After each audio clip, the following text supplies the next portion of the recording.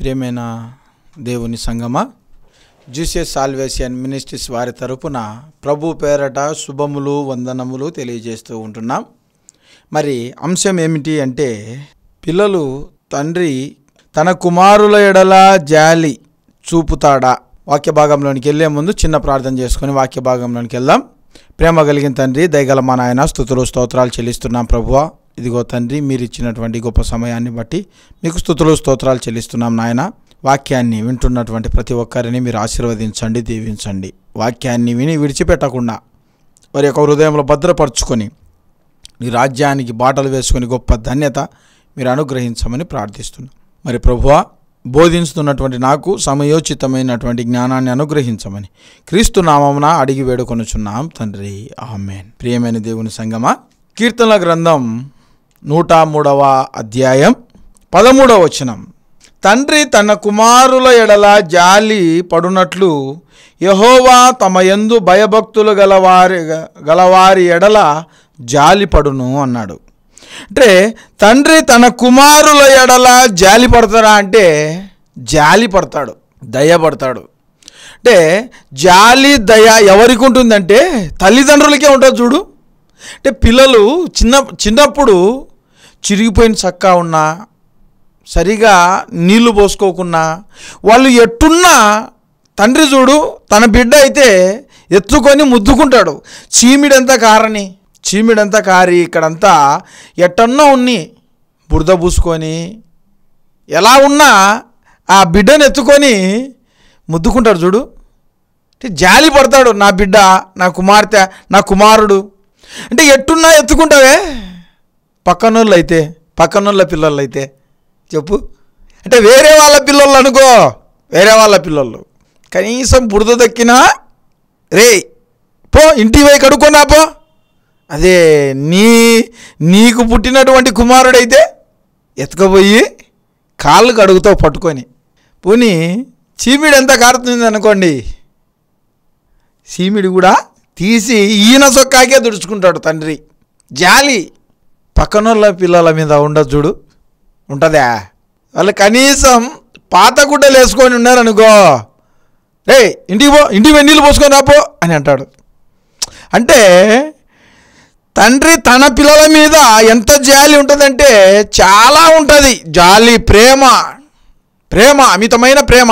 ఏంద్ర నా పిల్లలు ఇలా ఉన్నారు అంటే, ఈ లోకంలో ఈ తండ్రి ఇంత బాధపడితే వాళ్ళు అలా ఉంటే, సింపిరి చుట్టున్నా, చీమిడి ముక్కున్నా, చిరిగిపోయిన గుడ్డలున్నా, ఎలా ఉన్నా నీ పిల్లలనైతే ఎత్తుకుంటావు, పక్కన వారి పిల్లలనైతే.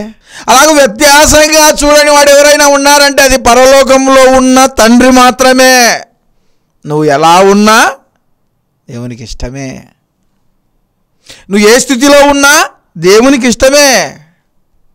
ఏమండి, అంటే ఈ లోకంలో తన కుమారుని ఎడల ఎందుకు ఎంత జాలి చూపిస్తారు చూడండి.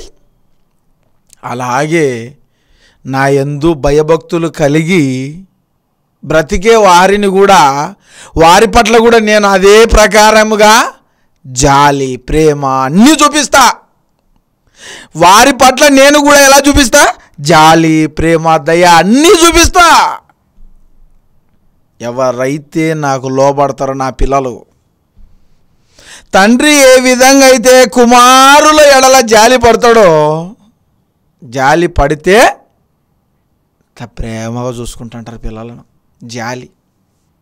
నీ పిల్లలైతే ఒక రకం, వేరే ఇంకొకరి పిల్లలైతే ఒక రకం చూసే మనస్తత్వం భూమి మీద ఉన్న మనిషి నైజం.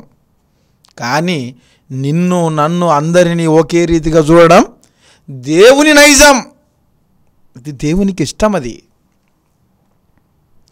ఏలాగున్నా చూడండి, దేవుడు ప్రేమిస్తాడు, దీవిస్తాడు, నిన్ను ఎత్తుకుంటాడు, హక్కున చేర్చుకుంటాడు. ముదిమి వచ్చే వరకు నిన్ను ఎత్తుకునే బాధ్యత ఎవరిది?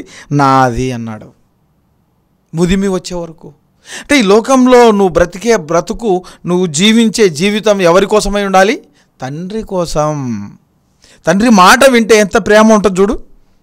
ఇక్కడైనా కానీ, నాన్న నువ్వు చెప్పిన మాట నేను వింటా అని ఒక మాట అన్నప్పుడు ఆ తండ్రి యొక్క హృదయం ఎంత ఉల్లాసిస్తుందో చూడండి.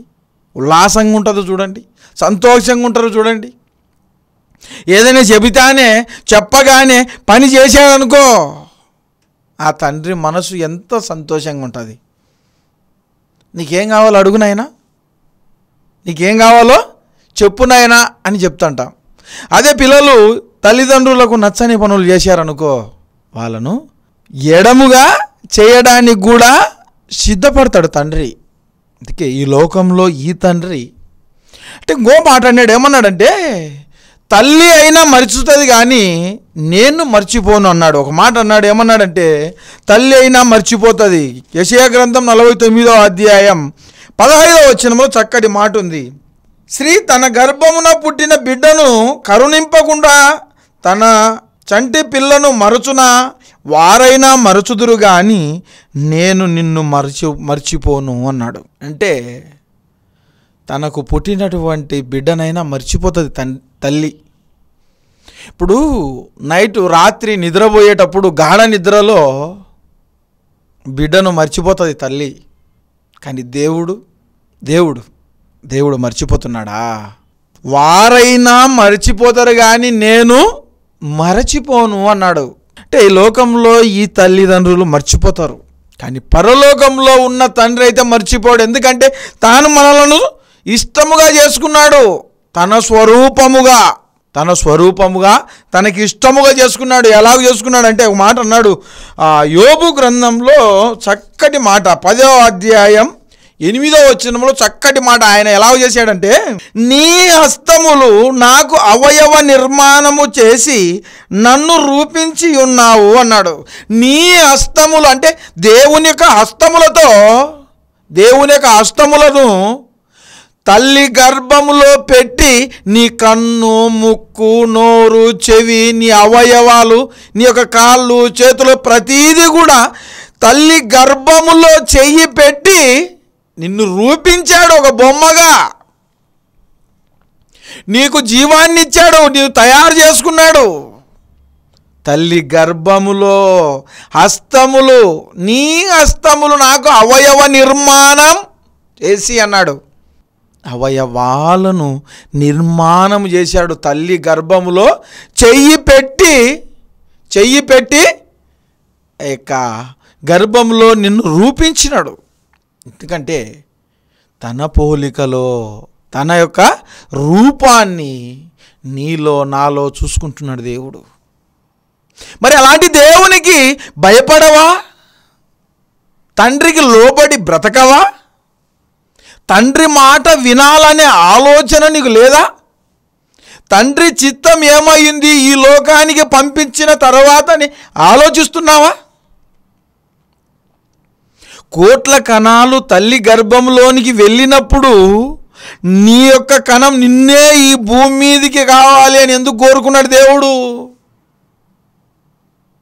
పిల్లలు కావాలని ఎంతోమంది ప్రయాసపడుతుంటారు, తిరగని హాస్పిటల్స్ ఉండవు. నిజంగా ఇవన్నీ కూడా ఆలోచించాలి. అంటే దేవుని చిత్తం ఏదైతే ఉందో అది నెరవేర్చడానికి నిన్ను ఎన్నుకున్నాడు. తన హస్తములతో నిన్ను రూపించుకున్నాడు. నీ హస్తములు నాకు అవయవ నిర్మాణము చేసి నన్ను రూపించి ఉన్నాయి. పోనీ 3 నెలలప్పుడు 5 నెలలప్పుడు స్కానింగ్ తీర్పించుకోవడానికి వెళ్తున్నావు కదా, అక్కడ ఏమైనా దేవుడు చేతులు కనిపించాయా? ఏ స్కానింగ్ సెంటర్కైనా, ఎక్కడికైనా అందులో బిడ్డ ఎలా ఎదుగుతుందో ఎవరికైనా అర్థమవుతుందా?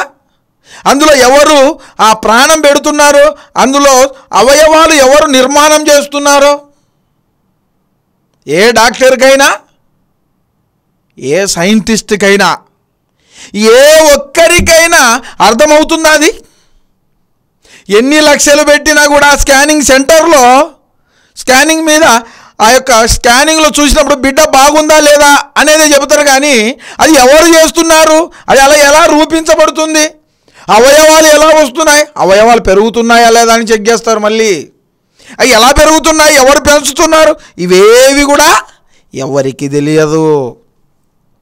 చూసినారా? అంటే దేవుని యొక్క ఆలోచన ఎలా ఉంది? అవయవాలన్నిటిని కూడా ఆయనే చేస్తున్నాడు.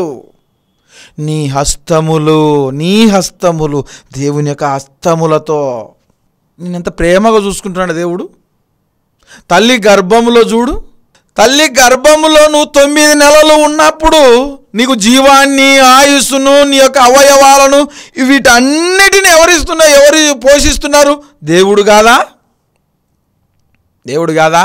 ఓ మాట అన్నాడు. ఇంకో మాట ప్రసంగి గ్రంథంలో చక్కటి మాట ఏమన్నాడంటే, ప్రసంగి గ్రంథం 11వ అధ్యాయం 5వ వచనం, చూలాలి గర్భమందు ఎముకలు ఏ రీతిగా ఎదుగునది నీకు తెలియదు అన్నాడు.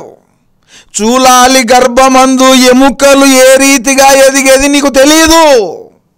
ఏమండి, ఈ చేతులు, కాళ్ళు, మన యొక్క తల, ఎముకలు ఏవైతే ఉన్నాయో ఇవన్నీ కూడా ఎలా ఎదుగుతున్నాయో నీకు తెలీదు. ఏ స్కానింగ్లో కూడా ఎవరు కూడా చెప్పలేరుగా. చెప్పినట్టు ఎవరైనా ఉన్నారా? అవయవాలు పెరుగుతున్నాయా లేదా అంతవరకే చెక్ చేస్తారు. దేవుని యొక్క సృష్టి కార్యం చూడండి.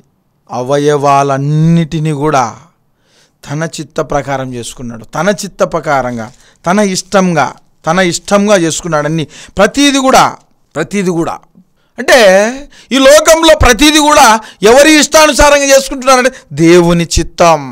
ఇప్పుడు కొంతమందికి కన్ను ఉండదు, నీకు అవసరం లేదంతే. కొంతమందికి చేతులు ఉండవు, నీకు అవసరం లేదంతే. కొంతమంది కాళ్ళు ఉండవు, నీకు అవసరం లేదు. అవయవంతో నరుని చెవిటివానిగా, మూగవానిగా, దృష్టి కలిగిన వానిగా, దృష్టి లేనివానిగా, కాళ్ళున్నవానిగా, చేతులు లేనివానిగా సృష్టించేదంతా నేనే. ఏ అవయవం అయితే వారికి ఇవ్వలేదో ఆ అవయవముతో పని లేదు. అంటే ఆ అవయవముతో నీకు అవసరం లేదు. ఎందుకంటే నీకు కావాలా వద్దా అని ఆయనకు తెలీదా? నీకు ఆ అవయవంతో పని ఉందో లేదో ఆయనకు తెలీదా? నీకన్నా ముందే ఆలోచించేది ఎవరంటే తండ్రి. నా పిల్లలు ఎలా ఉండాలా అని ఆలోచించాడా? అంటే నీకన్నా గొప్పగా ఆలోచిస్తాడు తండ్రి. ఇంకా కొంతమందికి ఇక్కడ చర్మం లేకుండా పుడతారు, మాటలు సరిగ్గా రావు. కొంతమంది మూగివారిగా పుడతారు. అంటే ఈ లోకంలో తన కుమారుల ఎడల ఎలా ఉన్నా చూడు తండ్రి జాలి పడతాడు. తల్లి అయినా మర్చిపోతుందేమో కానీ నేను నిన్ను మర్చిపోను. ఒక మాట అన్నాడు కీర్తనల గ్రంథంలో, చక్కటి మాట ఏంటంటే 139వ కీర్తన 13వ వచనం 14వ వచనం, నా తల్లి గర్భమందు నన్ను నిర్మించిన వాడవు నీవే, నీవు నన్ను కలుగజేసిన విధానము చూడగా భయము ఆశ్చర్యము నాకు పుట్టుచున్నవి. నీవు నన్ను కలుగజేసిన విధానం నేను చూడగా భయం ఆశ్చర్యం రెండూ కలుగుతున్నాయి. దావీదు అంటున్నాడు, ఏమంటున్నాడు? నీవు నన్ను కలుగజేసిన విధానాన్ని నేను చూడగా, ఆలోచించగా, పరిశీలించగా, నువ్వు నన్ను నిర్మాణం చేసినటువంటి విధానం ఇవన్నీ నేను పరిశీలించగా నాకు భయం. ఒక సైడ్ ఏముంది? ఆశ్చర్యం. అద్భుతం కదా ఇది. లోపల ఏం పెట్టాడు? ఎముకలున్నాయి, గుండె ఉంది, లివర్ ఉంది, మెదడు పెట్టాడు, కిడ్నీలున్నాయి. ఇవన్నీ కూడా లోపల అమర్చి దానిపైన శరీరంతో కప్పేశాడు చూడు. ఆశ్చర్యం కదా. పోనీ పొరపాటున గుండె, ఈ ఎముకలు ఇవన్నీ బయట కనిపిస్తున్నాయి అనుకో, చూడగలుగుతావా? భయం కదా. అది దావీదు అనేది ఏమిటంటే, ఇవన్నీ బయట ఉంటే ఎలా ఉంటుందంటే భయం. ఇవన్నీ లోపల పెట్టావు చూడు భయపడకుండా, ఇది ఆశ్చర్యం. గొప్ప అంటే ఇంత ఆలోచన, ఇవన్నీ నేను చూస్తే నాకు భయం పుడుతుంది, ఆశ్చర్యం కలుగుతుంది. అంటే దేవుని యొక్క మనస్సు ఎలాంటిదంటే, వీరు ఎలాగైనా బ్రతుకుతారా ఆలోచనలో పడి, ఈ ఆలోచనలో పడిన తర్వాత తెలుసుకొని బ్రతకగలిగితే గొప్పగా ఉంటుంది. ఏదైనా నువ్వు మంచి అయినా చెడైనా దేవుడు నిన్ను మంచిగా ఆలోచించేదానికి భూమి మీదకి పంపించినాడు. పోనీ ఎవరికైనా గుండె పైన కనిపిస్తుంది అనుకోండి, చూసి భయపడరా? చచ్చిపోతారు. పోనీ మనం చనిపోయిన వాళ్ళని ఎత్తుకొని పోయేటప్పుడు పొరపాటున లేచినాడు అనుకో, ఎత్తుకునేళ్ళు కూడా వదిలేసి పరిగెత్తారు. భయం. దేవుని కార్యాలు అలా ఉంటాయి. దేవుని యొక్క కార్యాలు అలాగుంటాయి. దేవుని యొక్క ఆలోచన విధానాన్ని మనము అంచనా వేయలేము. ఎందుకంటే ఆకాశానికి భూమికి ఎంత వ్యత్యాసం ఉందో, తూర్పుకు పరమడికి ఎంత దూరం ఉందో, దేవుని ఆలోచనలకు మనకు అంత వ్యత్యాసం ఉంది. నువ్వు లోకానుసారమైన ఆలోచనలు చేస్తావు, కానీ పరలోకంలో ఉన్న తండ్రి నా పిల్లలు చెడిపోకూడదు, వాళ్ళని ఎప్పటికైనా నేను కాపాడుకోవాలా అని ఆలోచనలు ఉంటుంది. అందుకే తల్లి అయినా మర్చిపోతుంది, కానీ నేను నిన్ను మరచిపోను అన్నాడు. నేను నిన్ను మరిచిపోను, ఎందుకంటే నిన్ను నేను రూపించుకున్నా. నేను రూపించుకున్నా. ఓ మాట అన్నాడు. ఏమన్నాడంటే 16వ వచనం అక్కడే, నేను పిండమునై ఉండగా నీ కన్నులు నన్ను చూచెను, నియమింపబడిన దినములలో ఒక్కటైనా కాక మునిపే నా దినములన్నీ నీ గ్రంథములో లిఖితమాయను అన్నాడు. నియమింపబడిన దినములలో అంటే నియమింపబడిన దినం, దేవునికి ఆలోచన వస్తానే నువ్వు ఈ భూమి మీదకి రావాలి అని దేవునికి ఆలోచన వస్తానే గ్రంథములో నీ గురించి లిఖితం రాసేసినాడంతే. నువ్వు భూమి మీదకి రావాలి, ఇన్ని రోజులు బ్రతకాలి, నువ్వు ఇలా బ్రతకాలి, నువ్వు నా కోసం బ్రతకాలి, లిఖితమాయను అన్నాడు. నేను పిండమునై ఉండగా నీ కన్నులు నన్ను చూచెను, నియమింపబడిన దినములలో ఒక్కటైనా కాక మునిపే నీ గ్రంథములో లిఖితమాయను అన్నాడు. అంటే దేవుని గ్రంథములో ముందుగానే రాసేస్తాడంతే. దేవుని కోసం బ్రతకాలను అంతే. కొన్ని కోట్ల కణాలు తల్లి గర్భంలోనికి వెళ్ళింటాయి, కానీ నువ్వే భూమి మీదకి రావాలి అంటే నీతో పని ఉంది. ఈ పని చేయడానికే భూమి మీద బ్రతికేది, నువ్వు పని చేయడానికి. దేవుని పని ఏదైతే ఉందో ఆ పని చేయడానికే భూమి మీద నిన్ను పుట్టించింది. సత్క్రియలు, మంచి కార్యాలు, మంచి క్రియలు, మంచి ఆలోచనలు. అందుకే నువ్వు మంచిగా బ్రతికితే నీ ఎడల దేవుడు జాలి చూపిస్తాడు. అందుకే లేకపోతే ఒక మాట అన్నాడు. ఏమన్నాడంటే ప్రసంగి గ్రంథం 7వ అధ్యాయంలో చక్కటి మాట అన్నాడు. ఏమన్నాడంటే 7వ అధ్యాయం 17వ వచనంలో చక్కటి మంచి మాట అన్నాడు. అధికముగా దుర్మార్గ పనులు చేయకము, బుద్ధిహీనంగా తిరగద్దు, నీ కాలమునకు ముందుగా నువ్వెందుకు చచ్చిపోతావు. దేవునికి ఇష్టంగా బ్రతకకపోతే కాలం రాకముందే నిన్ను మరణానికి అప్పగిస్తాడు. నీకు మరణమే. నిన్ను ఎంత ఇష్టంగా చేసుకున్నాడో నీవు మరణించేటప్పుడు అంత ఆయనకు కూడా మనసు క్షోభ, అంతే వేదనతో, అంతే బాధతో. ఎందుకంటే నీ ఇష్టాలు నెరవేర్చుకోవడం కాదు, పరలోకమందున్న తండ్రి ఇష్టాలను నెరవేర్చే పిల్లలుగా భూమి మీద మనం బ్రతకాలి. మన బ్రతుకుకు ఒక అర్థం, పరమార్థం అప్పుడు ఉంటుంది. జీవించే జీవితం కొద్ది దినాలైనా, నా దినములు కొద్దిగానే అయినా కూడా నీ యందు భయభక్తులతో బ్రతకడానికి వెనుకాడాను. యేసుక్రీస్తు ప్రభు బ్రతికింది కొద్ది దినాలే. మంచి యవనస్తుడు, యవన ప్రాయంలో. మన పిల్లలు యవనస్తులుగా ఉండరు కదా, మన పిల్లలు ఎలా ఉండరు చెప్పండి. యేసుక్రీస్తు మంచి యవనంలో 33.5 సంవత్సరాలు. అంటే ఇంత మంచి యవనంలో ఆయన ఎవరి పనిలో ఉన్నాడు? దేవుని పని, తండ్రి పని. మరి మన పిల్లలు అల్లరి చిల్లరగా తిరుగుతుంటారు. అంటే దేవునికి ఘనత తెస్తున్నామా, తల వంపులు తెస్తున్నామా? దేవుని చిత్తం ఏదైతే ఉందో దానికోసం పిల్లలను మనం పెంచుతున్నామా, లేకపోతే మన ఇష్టాలు నెరవేర్చేదానికి పిల్లలను మనము ప్రోత్సహిస్తున్నామా చెప్పండి. ఎందుకంటే లోకంలో నువ్వేముండాలి అంటే నీలో జ్ఞానం ఉండాలి. ఎందుకంటే జ్ఞానము సంపాదించుకొనుటనే జ్ఞానానికి ముఖ్యాంశం అన్నాడు. నీ సంపాదన అంతా ఇచ్చి ఏం సంపాదించుకోవాలి? బుద్ధి సంపాదించుకో. మంచి బుద్ధి కలిగినటువంటి పిల్లలుగా పెంచు పిల్లలను. తల్లిదండ్రులుగా ఇదే చెప్పేది ఏంటంటే పిల్లలను ఎలా పెంచాలి అంటే మంచి బుద్ధి కలిగిన వారిగా, మంచి జ్ఞానము కలిగిన వారిగా. ఇవన్నీ ఎలా వస్తాయి? మంచి జ్ఞానం, మంచి బుద్ధి ఎలా వస్తుంది? వాక్యం చదివించి వాక్యంలో పెంచితే గొప్పగా ఉంటారు పిల్లలు. నేడున్న సమాజంలో దేవునిలో పెంచేవారు ఎవరైనా ఉన్నారంటే తక్కువే. కానీ క్రైస్తవులుగా మనమైతే దేవుని కోసం పెంచడంలో వెనకాడద్దు.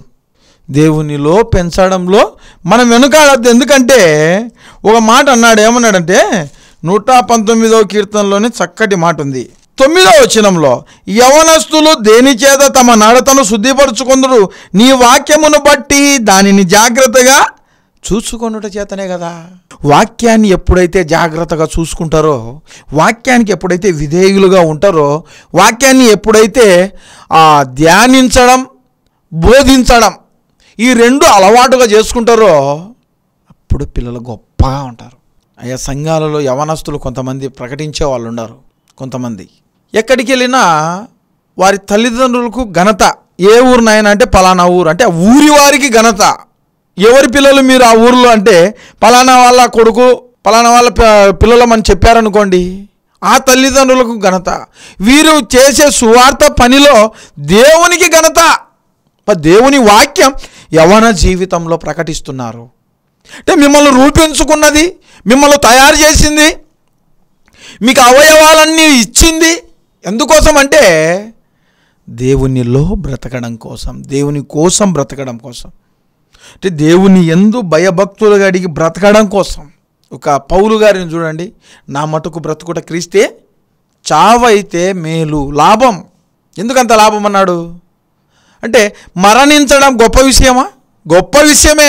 అది దేవునిలో ఉండి పిల్లలను అలా పెంచాలి. ఇప్పుడు మనం ఎక్కడ చూసినా కూడా ఇవన్నీ కూడా లైట్ కనిపెట్టింది ఎవరు? క్రైస్తవుడే. సెల్ ఫోన్ కనిపెట్టింది ఎవరు? క్రైస్తవుడే. ఇవన్నీ మనకు తెలుసు కదా, ఎవరు కనిపెట్టారు? ఇవన్నీ మనకు తెలుసు. ఎలా కనిపెట్టారు? బైబిల్ను చదవబట్టి, బైబిల్ జ్ఞానం ఉండబట్టి. మన పిల్లలు ఎందుకు అజ్ఞానంగా ఉన్నారంటే బైబిల్ జ్ఞానం మన పిల్లలలో లేదు.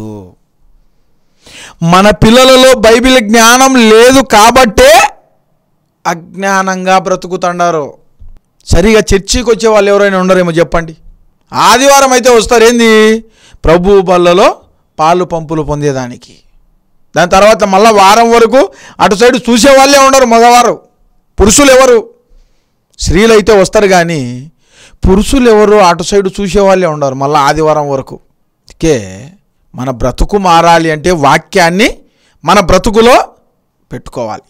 మన బ్రతుకు ఒక అర్థం ఉండాలి అంటే దేవుని మాటలు మన మైండ్లో నిలబడిపోవాలి. ఇవన్నీ విడిచిపెట్టకుండా బహు జాగ్రత్త కాపాడుకోవాలి. తల్లి అయినా మర్చిపోతుంది, నిన్ను నేను మర్చిపోను. ముదిమి వచ్చేంత వరకు నేను నిన్ను ఎత్తుకునేవాడను నేనే. ముదిమి వచ్చేంత వరకు ఎత్తుకునేవాడని ఎవరు? నేనే. నిజంగా ఈ లోకంలో నువ్వు ఎన్నిసార్లు అయినా కానీ చూడ, ఒక చక్కటి మాట నేడు ఏమన్నాడంటే 29వ అధ్యాయం, సామెతల గ్రంథం 29వ అధ్యాయం 1వ వచనంలో చక్కటి మాట ఉంది.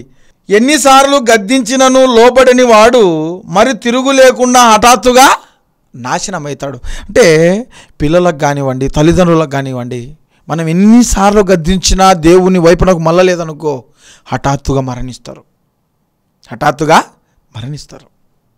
అందుకే ఆ మరణంలో నుండి తప్పించుకొని జీవంలోనికి వెళ్ళాలి అంటే దేవుడే యొక్క రక్షణే మార్గం. కాబట్టి రక్షించబడండి, బాప్తిసం తీసుకోండి, దేవుని కోసం బ్రతకండి, పిల్లలను దేవునిలో పెంచండి. యోబు గారు తన కుమారులను కుమార్తెలను వారు ఏమైనా పాపం చేశారా? ఏదైనా మాట్లాడే విషయంలో ఏమైనా తప్పుగా మాట్లాడుకున్నారా? ఆలోచించాడు కదా తండ్రిగా.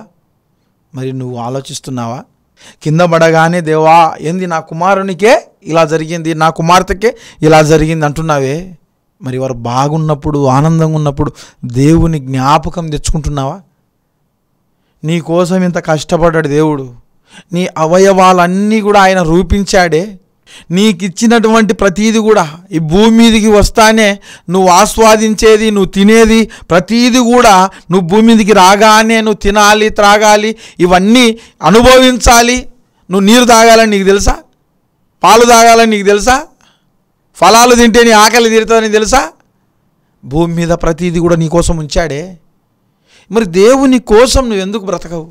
దేవుని గూర్చినటువంటి జ్ఞానం మనలో ఉండాలి. అప్పుడే మనమైనా మన పిల్లలైనా గొప్ప ఉన్నత స్థాయిలోకి పోతారు. ఇవన్నీ ఎందుకంటే వాక్యానుసారంగా బ్రతికితేనే గొప్పగా ఉంటుంది. అందుకే ఆ మాట అన్నాడు. ఎందుకంటే తన కుమారుల ఎడల జాలి పడునట్లు నా యందు భయభక్తులు కలిగి ఉన్న వారి ఎడల నేను కూడా జాలి పడతా. తల్లి అయినా మర్చిపోతుంది, నేను మర్చిపోను. నేను మర్చిపోయావని కాదు.